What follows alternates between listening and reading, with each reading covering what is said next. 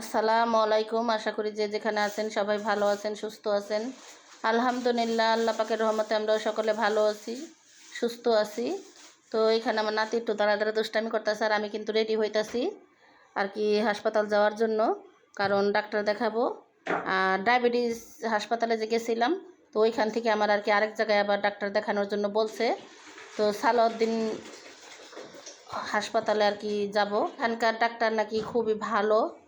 তো এর জন্য আর কি আমাকে ডায়াবেটিস হাসপাতাল থেকে এই সালাউদ্দিন হসপিটালে পাঠাইতেছে। তো দেখি যায়, কারণ ওইখানে অনেকেই বলল যে ওইখানকার ডাক্তার নাকি খুবই ভালো। তো এর জন্য আর কি যাচ্ছি। আর আমার সাথে কিন্তু আমার ছেলেও আছে, আর হচ্ছে আমার স্বামীও আছে। তো আমার ছেলেও দোকান থেকে তাড়াতাড়ি আইসা পড়ছে, কারণ আমার অবস্থা শুনে। তো এই জন্য যাইতাছে আর কি, দোনো বাপ ছেলে মিলে যাচ্ছে। তো ছেলে কিন্তু আগের দিন রাতে সিরিয়াল দিয়ে আসছিল। তো এখন আর কি যাচ্ছি ইফতারির পরপরই। আর ইফতারি করে কিন্তু আমরা দেরি করি না, কারণ ইফতারির পরপর কিন্তু রাস্তাঘাট একটু নিরিবিলি থাকে। তারপরে হচ্ছে আবার আবার হচ্ছে কিছুক্ষণ পরেই জমজমাট হয়ে যায়। তো রাত্রে 12টা পর্যন্ত কিন্তু জমজমাটই থাকে। তো এইখান দিয়ে আমরা যাচ্ছি, দেখেন আমাদের এলাকাটা কিন্তু একেবারে নিরিবিলি, কারণ বেশিক্ষণ হয় নাই এই মানুষ মানে ইফতারি করছে। তো এখন আস্তে আস্তে সবাই আবার দোকানপাট খুলতেছে।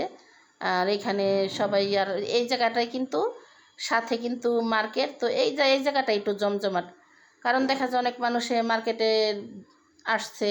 তো আসার পরে এখানে গাড়িগুড়ি ভিড় থেকে, তো চলে আসলাম হচ্ছে হাসপাতালে। তো হাসপাতাল আইসা তো অনেকক্ষণ সিরিয়ালে বসে রয়েছি, কারণ আমি হচ্ছি 32 নাম্বার সিরিয়াল।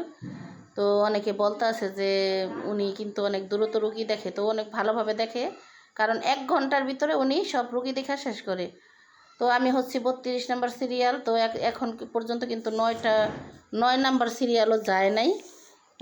তারপরে দেখি, আলহামদুলিল্লাহ বসে অপেক্ষা করতেছি, কারণ আমি হচ্ছি আজকে নতুন প্রথম। তো আগে যারা দেখাইছে তারা বলতেছে। আর আমি কিন্তু ওনাকে দিয়ে 1 কাপ কফি আনাইলাম। তো এখানকার কফিগুলো খুবই ভালো লাগছে। তো আমার কিন্তু ডাক্তার দেখানো শেষ, এখন আমি চলে যাচ্ছি বাড়িতে।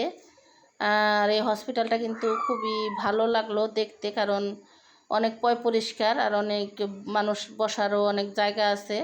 কারণ দেখা যায় কি একটা ডাক্তারের কাছে আসলে অনেকক্ষণ বসে অপেক্ষা করতে হয়।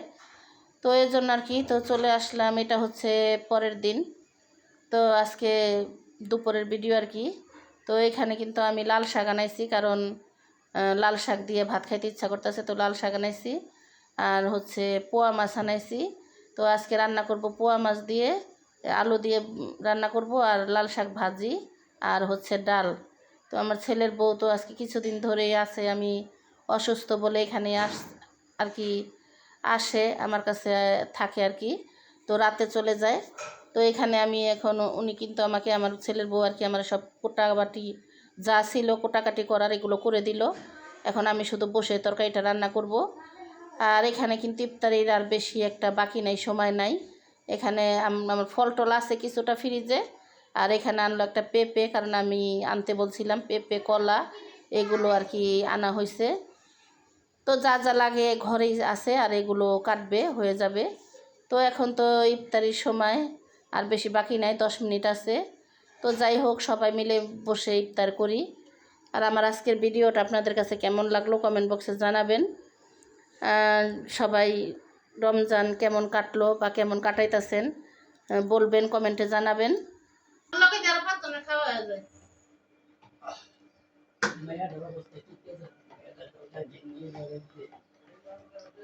অবস্থা বেশি ভালো না, হাতে পায়ে রোগ টানা দেয়।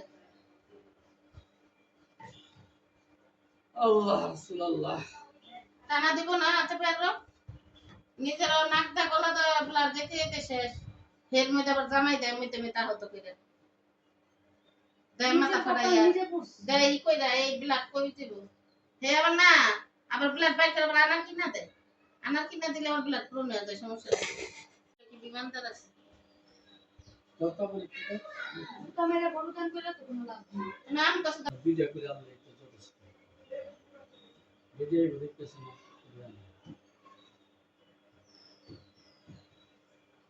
লাইভ তাড়াতাড়ি গিল।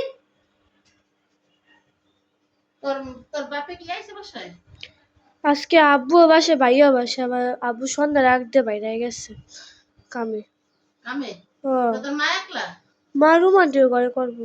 তো আইতা কও আমাকে কত ইফতারি নেই কালকে রুমান্টিক হয়েছে, তারপর মামি কইলো যে আব্বু ভাইয়া বাসা থাকে না, কইছে যে উপরে আঙুর ইফতারি করতে। তো তোর মা টাকা আছে নি একলা মানুষ একলা পেটে কমে